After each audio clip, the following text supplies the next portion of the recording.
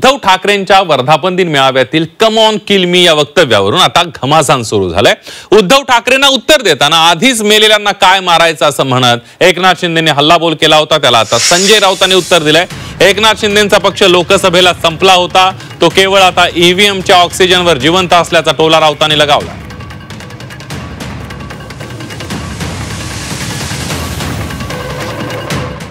मी तयारीने उभा आहे, तुमची तयारी काय मला कल्पना नाही।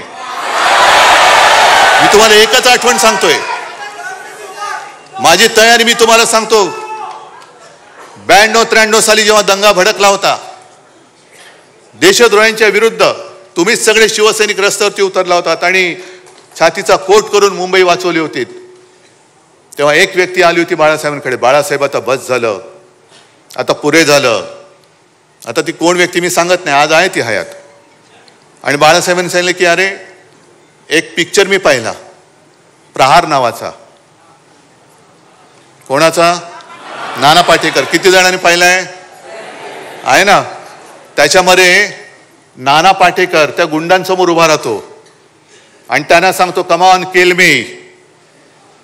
तसा मी या गद्दारांच्या समोर उभा आहे आणि सांगतोय त्यांना मी कम ऑन किल मी। मगाशी मला कोणीतरी सांगितलं की भाषणात म्हणाले मेळाव्यामध्ये come on kill me, come on kill me. English picture बघून आले असतं वाटतं। हा,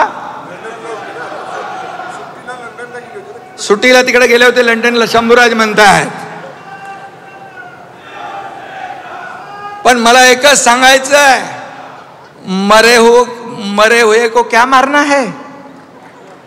अरे महाराष्ट्रातल्या जनतेने विधानसभेत तुमचा मुर्दा पाडलेलाच आहे।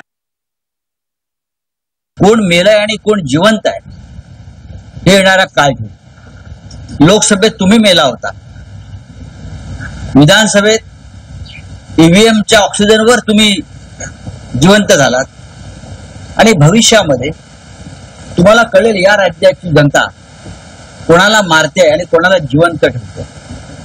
पण तुमचे शब्द जे काल वापरले शिवसेना पक्षप्रमुख उद्धव ठाकरे यांच्याविषयी, त्याची नोंद आम्ही केली।